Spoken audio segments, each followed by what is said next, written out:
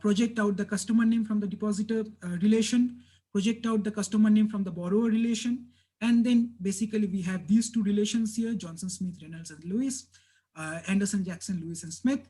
Basically, we need to subtract these two out to only get relations that are in one but not in the other, or even here in the first place. So projections of customer name from depositor minus projection of customer name from the borrower gets us the two results, that is Johnson and Reynolds.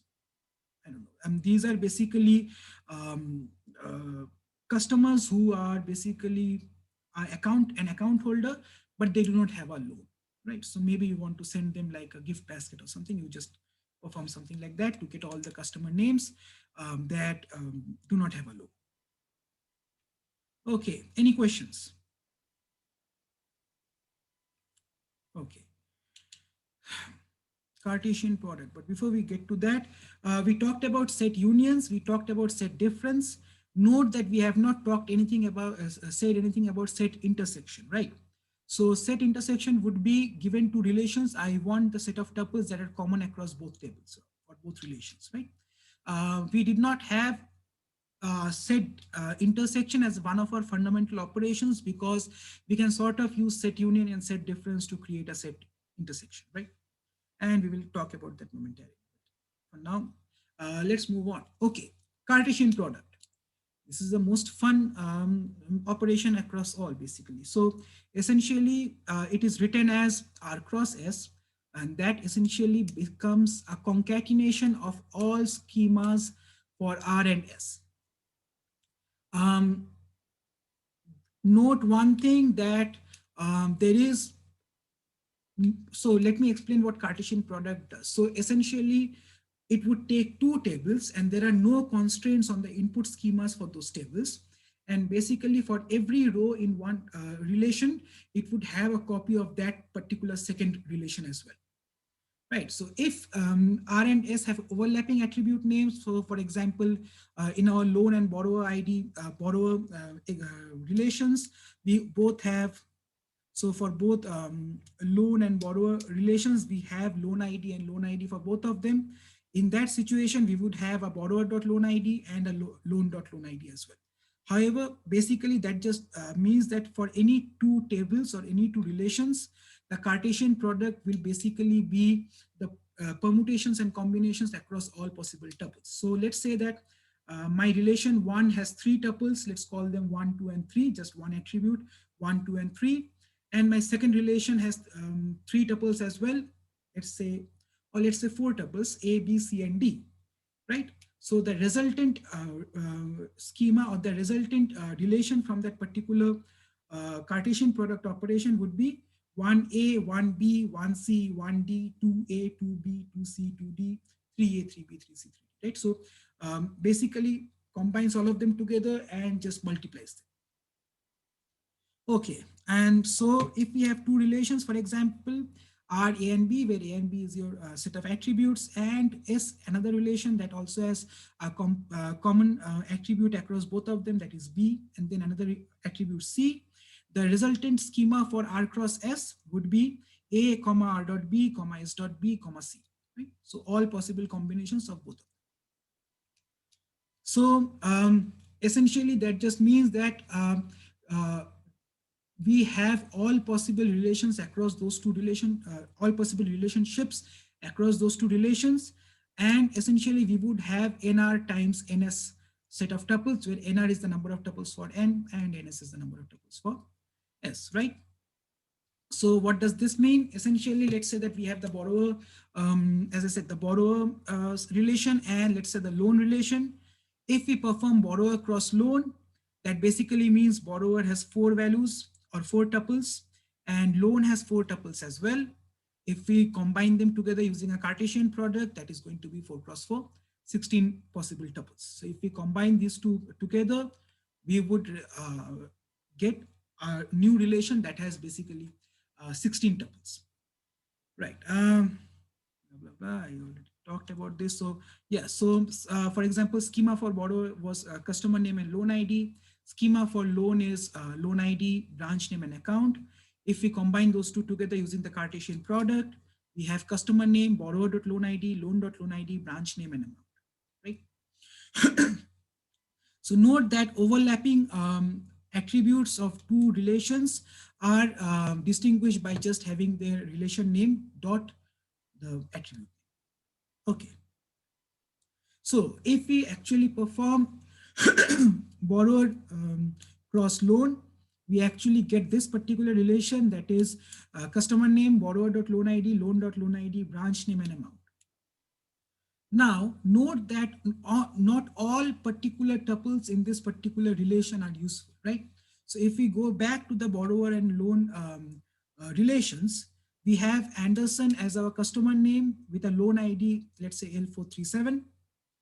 And that particular loan ID L437 is in the loan relation that says which branch does it exist in and what is the amount of money in terms of loan, right? So this makes sense that Anderson L437, Las Vegas for 4300. However, Jackson L419, L421, San Francisco, blah, blah, blah, does not really make sense, right? Because it is basically shuffling out all those possible values and combining them together in every possibility. So now is where we can use something like a select operation, where we can say that, okay, I have this cross operation across borrower and loan. Select from this particular relation all rows that have a borrower.loan ID equals loan.loan ID. That would get me all tuples which would have customer name, loan ID, branch name, and amount. That is basically combining those two tables together appropriately by just using the select operation. Any questions? Note that this actually is quite expensive when we are actually computing something, right? So if you think about it, by just applying the Cartesian product across those two tables, we are unnecessarily creating multiple rows that have no use whatsoever. So at this point, if we can see that there is a predicate here, and in this scenario, this is the equal predicate, a smart SQL programming language would actually look at this particular predicate and then perform more optimizations on this query to only compute the results that are needed. But for now, we are just talking about theory and we don't care about the expense of these things, right? So we just care about those final relations. Okay.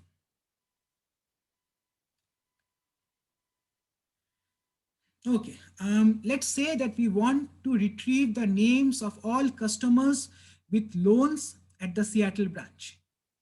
How might we do this? Well, we know that we need to look at both the borrower and the loan relation, because the borrower relation has the names and the loan relations has the branch names, right? So we can correlate both of those tuples together and create a cross across both borrower and loan. That gives me all possible combinations of customer names and branch names with loan IDs of one and loan IDs of other as well. And then we can get those rows by selecting out the loan ID, which are common across both of those attributes, borrower and loan. And then the computation sort of becomes easier, right? So essentially from there, we can just pick the Seattle branch and then pick out the names from that particular entire relation. So how might we go about doing that? So we can perform the Cartesian product with borrower and loan. That gives us this entire long table. We can select out all your tuples that have the borrower.loan ID equals to loan.loan ID. That gives you all your valid set of tuples for that particular merge operation. And then from there, we can select out all the loans that are in the Seattle branch. So we can perform or compose another select on top of that. That is branch name equals to Seattle. And we basically pick out all the tuples from this particular relation to get all the only the tuples that have a branch name Seattle.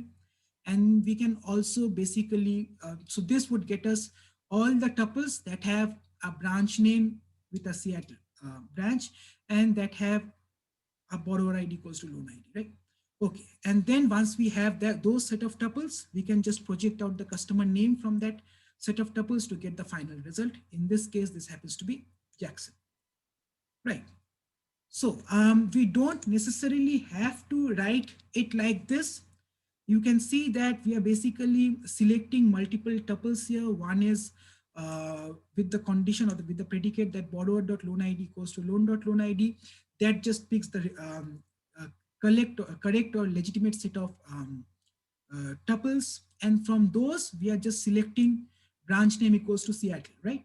So that basically gets us all of those tuples. But we can sort of combine those two together into a single predicate as well. Borrower.loan ID equals to loan.loan ID and branch name equals to Seattle. Get me those set of tuples from that borrower cross loan operation. Does that make sense? Any questions? What will be the primary key in the Cartesian product? Very good question. So remember that the primary key of a Cartesian product might not be true anymore because we will have duplicates across our tables. So since this is a derived relation, it might not, those original, so Pranay is asking that what will be the primary key in a Cartesian product. So remember that the primary keys for those individual relations might not hold, will not hold most likely in your Cartesian product. So it might not even have a primary key. It can have, however, it can always have a super key. And as you know that a super key is going to, the most general super key would be the entirety of your tuple. And you can then consider that to be your primary key, right? Okay. So again, we can simplify it as a single operation or a single predicate, or we can do it in a different order as well. For example, borrower.loan ID equals to loan.loan ID is something that we need to work on in the entire cross. However, branch name equals to Seattle can be pre-applied to pre-applied to loan before we are actually performing the merge operation of the Cartesian product operation on the first place. So we can just directly apply branch name equals to Seattle, filter those out from those from the loan relation, and then perform the cross operation on those two relations. So does that mean it has a primary key, which is just a super key? Yes, exactly. Because remember that since we are talking about sets of tuples, every tuple is going to be a super key, right? The entirety.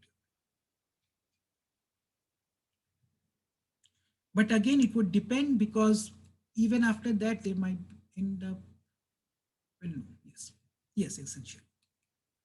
Okay. Any other questions?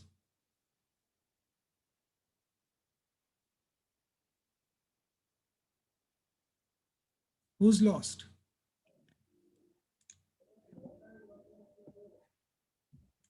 So I have a question about the keys. Okay. There are 3 types of keys, correct? So there are super keys, then there are primary keys, and what was the other one? Candidate keys. So what is the difference between candidate keys and a super key, and why is a candidate key just sufficient? Yes, but not, go on. Is a candidate key just? is it just supposed to be a sufficient but not complete collection of the attributes of the tables? Yes, so a super